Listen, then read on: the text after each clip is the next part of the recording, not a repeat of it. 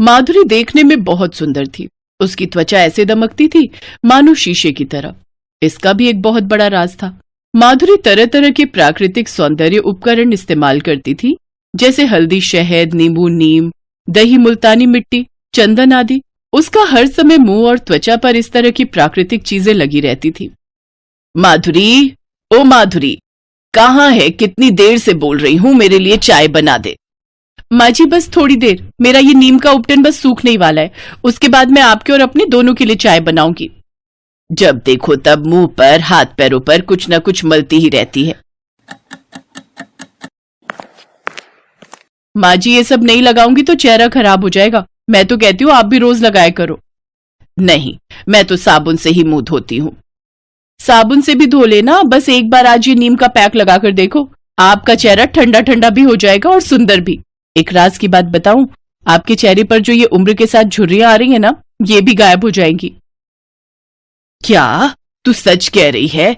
इससे मेरी झुर्रियां गायब हो जाएंगी? हाँ माँ जी, एक बार आप इस्तेमाल तो करो। आओ, आज मैं आपके चेहरे पर लगाती हूँ। झुर्रियां गायब होने की बात सुनकर आशा देवी की आंखों में चमक आ जाती है। हर औरत का सपना होता है कि वो हमेशा सुंदर और जमा दिखे। ऐसा ही कुछ आशा देवी के मन में भी था। लो, अब इस उम्र में तुम ये सब लगाओगी आशा? तुम जब बाल काले करते हो तो क्या मैं तुम्हें कुछ कहती हूँ जो तुम मुझे रोक रहे हो? अरे झुर्रियां हटा रही हूँ, मेरी बहू लगा रही है मुझे नीम का उपटन। लो, कर लो बात। माधुरी ने तुम्हें भी अपने रंग में रंग लिया। माँ, माधुरी ऐसे बहुत सारे उपटन बनाती रहती थी। एक दिन माधुरी अपनी सास के साथ किसी रिश्तेदार की शादी में शहर गई तो वो अपने साथ तरह तरह के उपटन बनाकर ले गई ताकि वो शादी से कुछ दिन पहले वहां लगाती रहे। माधुरी ने एक प्राकृतिक उपटन अपने चेहरे पर लगाना शुरू किया। माधुरी, ये क्या लगा रही है? चाची जी, ये मुल्तानी मिट्टी और बाकी कुछ सामान मिलाकर बनाया गया उपटन है। मैं घर पर ही बनाती हूँ। ये चेहरे पर चमक लाता है और धूप में जो चेहरा काला हो जाता है ना, वो भी इससे ठीक हो जाता है। अच्छा, मैंने तो शादी के लिए कोई फेशियल भी नहीं करवाया, टाइम ही नहीं मिला। मुझे भी जरा सा लगा दे। अच्छा, आपको? फिर एक काम करती हूँ, मैं आपकी उम्र और चेहरे की जरूरत के हिसाब से दूसरा उपटन बनाकर लाती हूँ। भाभी, आपके पास कोई मुहासे के लिए उपटन है? मेरे चेहरे पर देखो ना, 2 मुहासे निकल आए। अब शादी में कितना बुरा लगेगा जब मैं तैयार होंगी। हाँ, मेरे पास कुछ सामान है जिससे ये मुहासे कुछ कम हो सकते। रुको, मैं तुम्हें अभी बना देती हूँ, वो रात भर लगाकर सो जाना। ऐसे ही एक एक करके शादी में आई बहुत से रिश्तेदार जिन्होंने फेशियल और क्लीनअप नहीं लिया था, माधुरी के दिए हुए प्राकृतिक सामान अपने चेहरे पर लगाए। वाओ, ये तो बहुत बढ़िया फेस पैक है। It's herbal product. ये किसने तैयार किया? ये हमारी बहू आई है गांव से। ये इस तरह के बहुत से उपटन और सामान तैयार करती है। इसने ही हम सबको लगाने के लिए दिए हैं। मैं तो कितने पार्लर घूम आई कि मुझे हर्बल प्रोडक्ट्स मिल जाए जिन्हें मैं अपने चेहरे पर लगा लूं। मेरे चेहरे पर ये देखो कितने ब्लैक ब्लैक स्पॉट्स हो गए। माधुरी, आपके पास कोई ऐसा उपचार, मेरा मतलब है कोई हर्बल प्रोडक्ट है जिससे मेरे ये फेस के ब्लैक स्पॉट्स ठीक हो जाए? मतलब मुझे इतनी जल्दी नहीं है, धीरे धीरे चले जाए क्योंकि मैंने बहुत ट्रीटमेंट किया है। जी बिल्कुल है, मैं आपको एक ऐसा उपटन बनाकर दूंगी जिससे आपको फेस पर उसी जगह लगाना है जहां पर आपके चेहरे पर ये काले धब्बे हैं। बाकी एक मैं और उपटन दूंगी जो आपको रोजाना लगाना है, उससे आपके चेहरे पर चमक आएगी। ठीक है, आप मुझे दे दो, मैं एक बार ट्राई करती हूँ। माधुरी शादी में आई उस लेडी को 2 तरह के उपटन दे देती है। कुछ दिनों बाद वो लेडी खुद माधुरी से मिलने उसके गांव पहुंचती है। माधुरी, तुमने तो सचमुच कमाल कर दिया। मैं तो तुम्हें स्पेशल थैंक्स बोलने के लिए यहाँ गांव तक आई हूँ। तुम्हारे जैसा इतना बढ़िया टैलेंट, वो भी हर्बल प्रोडक्ट्स का, वो ऐसे छुपा नहीं होना चाहिए। मैं चाहती हूँ कि तुम अपना हर्बल ब्यूटी पार्लर खोलो ताकि मेरी जैसी बहुत सारी लेडीज को एक नेचुरल प्राकृतिक हर्बल प्रोडक्ट्स मिल सके, और वो भी बिना मिलावट के। मेरी दुकान जो किराए पर थी कुछ दिन पहले ही खाली हुई है। अगर तुम चाहो तो वो तुम ले सकती हो। जब तुम्हारा काम अच्छे से चल जाएगा तब तुम किराया दे देना। अभी तुम उसे ऐसे इस्तेमाल कर लो। मुझे सोचने का थोड़ा समय चाहिए। वो लेडी वापस शहर आ जाती है।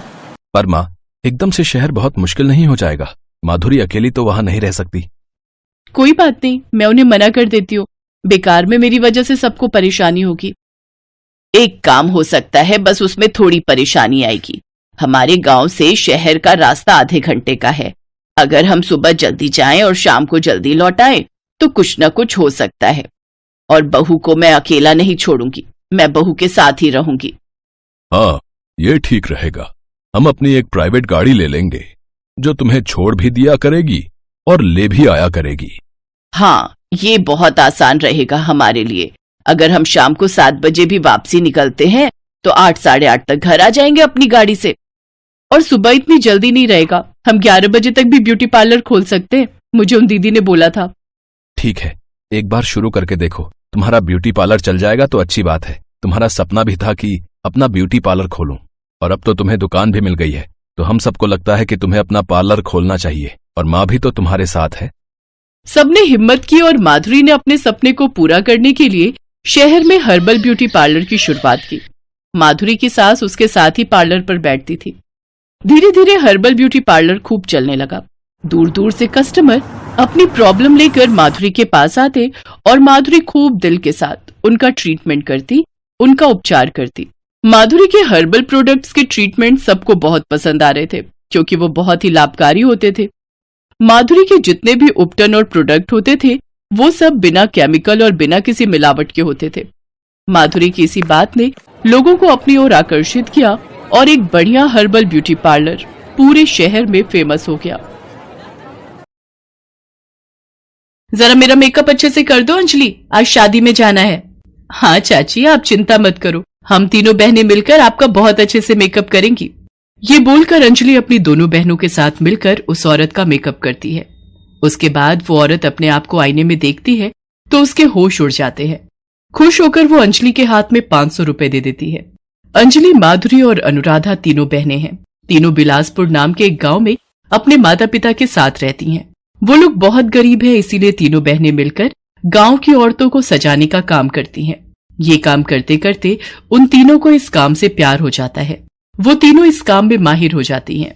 इसीलिए गांव की औरतें सजने के लिए इन तीनों बहनों को ही हमेशा बुलाती हैं। इसी तरह अंजलि का घर चलता है। मगर अंजलि के पिता मोतीलाल तीनों बेटियों की शादी को लेकर बहुत चिंतित हैं। वो अपनी पत्नी बिमला से कहते हैं, बिमला, मुझे तो बस एक ही चिंता सताती है कि इन तीनों की शादी कैसे होगी। हाँ जी, मैं भी हमेशा यही सोचती रहती हूँ। तभी वहाँ पर अंजलि अपने दोनों बहनों के साथ आ जाती है और कहती है, क्यों पिताजी, शादी करना जरूरी है क्या? ये तू क्या कह रही है बेटी? अगर शादी नहीं हुई तो लोग उल्टा सीधा कहेंगे। मगर शादी करने के बाद हम काम न कर सके तो? हाँ, हमें ये काम करने में मजा आता है। अरे बेटी, शादी के बाद काम करने की क्या जरूरत है? तुम लोग बस घर संभालना सीखो, काम तो तुम लोगों के पति करेंगे ना।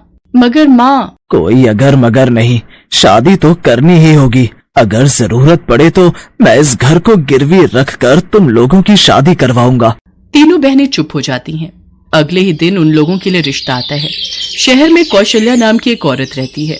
उसके 3 बेटे हैं, राजीव, राघव और राहुल।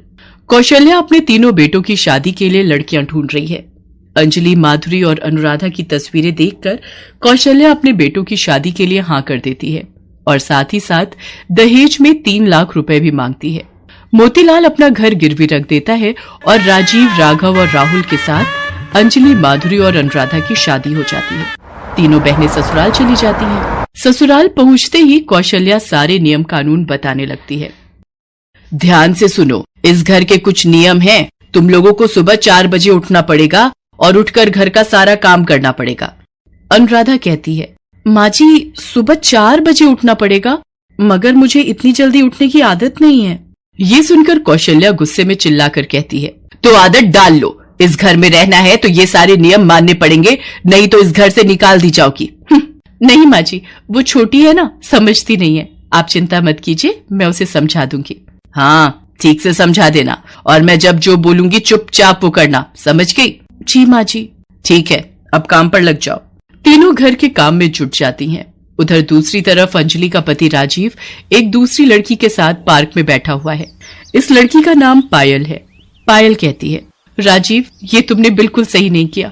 मेरे होते हुए तुमने किसी और से शादी कैसे कर ली? हम भी शादी करेंगे पायल, तुम बस थोड़ा इंतजार करो। मैंने पता किया है, राघव और राहुल की भी गर्लफ्रेंड है, मगर उन दोनों ने भी माँ के कहने पर उन गांव की गवारों से शादी कर ली। हम तीनों मिलकर सोचते हैं कि आगे क्या करना है। ये बोलकर राजीव पायल को समझा देता है, मगर उसे कुछ समझ में नहीं आ रहा है कि वो करे तो क्या करे। इसके बाद कुछ दिन बीत जाते हैं। अंजलि, माधुरी और अनुराधा मन लगाकर घर के काम करती हैं। सुबह से लेकर रात तक वो तीनों बस काम ही करती रहती हैं और छोटी से छोटी गलती के लिए वो कौशल्या से डांट भी खाती रहती हैं। ऐसा अब हर रोज चलने लगता है, मगर बीच बीच में उन लोगों को ब्यूटी पार्लर का काम करने की बड़ी इच्छा होती है। अंजलि दीदी, एक बार माँ जी से पूछकर देखो ना, मैं मेकअप करना चाहती हूँ। एक बार बात करो ना दीदी।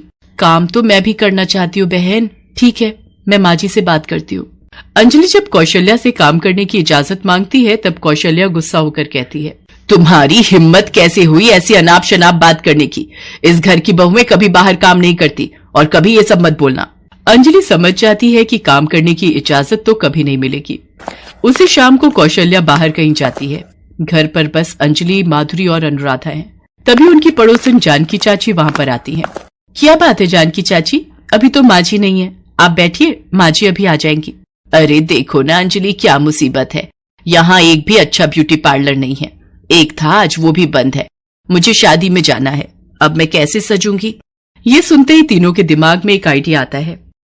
चाची, असल में हम लोगों को ब्यूटी पार्लर का काम आता है, हम लोग गांव में करते थे, आप चाहे तो हम आपका मेकअप कर सकती हैं। ये सुनकर जानकी बहुत खुश होती है और राजी हो जाती है। अंजलि, माधुरी और अनुराधा मिलकर जानकी का मेकअप बहुत अच्छे से करती हैं। जानकी चाची इतनी खुश होती हैं कि तीनों को 3,000 रुपए दे देती हैं। ये लो, तुम लोगों ने मेरा हुलिया ही बदल डाला, यहाँ किसी को ऐसा मेकअप करना नहीं आता। और तभी कौशल्या वहां पर चली आती है और अंजलि को पैसे लेते हुए देख लेती है। और ये देखने के बाद कौशल्या गुस्से में आग बबूला हो जाती है। क्या मेरे मना करने के बावजूद तुम लोग पैसों के लिए मेकअप कर रही हो? मेरी बातों का उल्लंघन कर रही हो? नहीं माँ जी, आप जैसा सोच रही है वैसा नहीं है। कैसा है वो मुझे दिख रहा है। निकल जाओ मेरे घर से, अभी के अभी निकल जाओ। अरे कौशल्या, गुस्सा क्यों करती है, जाने देना। तू चुप रह जानकी, तुझे तो मैं बाद में देखती हूँ। जानकी वहाँ से चली जाती है और तभी राजीव, राघव और राहुल गले में वरमाला पहने हुए वहाँ प्रवेश करते हैं। उन लोगों के साथ उनकी नई पत्नियां हैं। राजीव कहता है, माँ, पता है आप गुस्सा करेंगे, मगर हमने फिर से शादी कर ली। मैं पायल से प्यार करता हूँ माँ, इसलिए मैं पूजा से प्यार करता हूँ माँ। मगर गुस्सा होना तो दूर की बात है। ये देखकर कौशल्या खुश हो गई। बिल्कुल सही किया बेटा, ये लोग तो वैसे भी कुछ काम के नहीं हैं। मेरे मना करने के बावजूद इन लोगों ने पैसों के लिए काम करना शुरू कर दिया। मैं तो इन तीनों को अभी निकाल दूंगी घर से। हाँ हाँ, अंजलि निकल जाओ इस घर से। माधुरी, तुम भी निकल जाओ। हाँ हाँ, अनुराधा तुम भी। मैं आज से मेरी नई बीवी के साथ रहूंगा। अंजलि, माधुरी और अनुराधा तीनों रोने लगती हैं, मगर कौशल्या और बाकी सभी मिलकर उन तीनों को घर से निकाल देते हैं। अंजलि, माधुरी और अनुराधा तीनों रास्ते में रात गुजारती हैं और सुबह तीनों की तीनों उल्टियां करने लगती हैं। तभी वहाँ पर जानकी चाची आ जाती हैं और तीनों को अस्पताल लेकर जाती हैं। वहाँ पता चलता है कि तीनों की तीनों प्रेग्नेंट हैं। अंजलि रो पड़ती है, अब क्या होगा, हम कहाँ जाएंगे? हमारे पेट में बच्चा है, उसे हम कैसे जिंदा रखेंगे? अंजलि, तुम लोग मेरी बेटियों के जैसी हो, मैं तुम लोगों की मदद करूंगी। तुम तीनों मेरे घर में मेरे साथ रहोगी और मैं घर के बाहर एक ब्यूटी पार्लर खोल दूंगी। तुम लोग वहाँ काम करना, देखना औरतों और लड़कियों की लाइन लग जाएगी। तीनों को सहारा मिलता है। वो तीनों जानकी चाची के घर रहने लगते हैं। घर के बाहर पार्लर भी खुल जाता है और तीनों वहाँ काम करने लगती हैं। जानकी चाची ने सही कहा था, यहाँ अच्छा ब्यूटी पार्लर नहीं है। इसीलिए तीनों बहनों के पार्लर में धीरे धीरे भीड़ बढ़ती जाती है। तीनों बहनें मन लगाकर काम करती हैं और बहुत सारे पैसे कमा लेती हैं। इसी तरह वो तीनों इलाके में फेमस हो जाती हैं। सभी तीनों से प्यार करने लगते हैं। ऐसे उन लोगों के पास बहुत पैसा आ जाता है। उधर कौशल्या के घर में परेशानियां शुरू हो जाती हैं। तीनों नई बहुएं बहुत खर्चा करते हैं। ऐसे धीरे धीरे उनके सारे पैसे खत्म होने लगते हैं। वो लोग घर का कुछ काम भी नहीं करती हैं, इसीलिए राजीव, राघव और राहुल ऑफिस भी लेट पहुंचने लगते हैं और इसी वजह से तीनों की नौकरी भी चली जाती है। वो लोग कंगाल हो जाते हैं। छी राजीव, तुम्हारे पास तो अभी पैसे भी नहीं है। मैं किसी भिखारी के साथ नहीं रह सकती, मैं जा रही हूँ। पायल घर छोड़कर चली जाती है और साथ ही साथ बाकी दोनों बहुएं भी। तब कौशल्या कहती है, बेटा चल अंजलि के पास चलते हैं, सुना है वो तीनों बहुत कमा रही हैं। चल उन तीनों को वापस लाते हैं। कौशल्या और उसके तीनों बेटे अंजलि के पास जाते हैं। अंजलि अपनी दोनों बहनों के साथ ब्यूटी पार्लर में काम कर रही थी। सब सुनकर अंजलि कहती है, हम नहीं जाएंगे वापस। नहीं जाएगी मतलब? मैं तेरा पति हूँ और मैं तेरी सास। अगर बात नहीं मानी तो मैं मार मार के तुम तीनों को यहीं दफन कर दूंगी। तभी इलाके की सारी औरतें वहाँ पर चली आती हैं जानकी भी चली आती है। ए कौशल्या, इन लोगों को हाथ मत लगाना। इन लोगों को जब घर से निकाल दिया था तब नहीं याद आया था कि ये लोग तेरी बहुएं हैं? सभी पकड़ लो इन चारों को, अभी पुलिस आती ही होगी। पुलिस आती है और उन चारों को गिरफ्तार करके ले जाती है। उन लोगों को आजीवन कारावास की सजा मिलती है। तीनों बहनों को इंसाफ मिलता है। कुछ महीनों बाद तीनों की गोद में एक हंसता खेलता बच्चा आता है। ब्यूटी पार्लर के जरिए वो लोग बहुत अमीर हो जाती हैं और ऐसे ही सभी खुशी खुशी जीवन बिताने लगती हैं।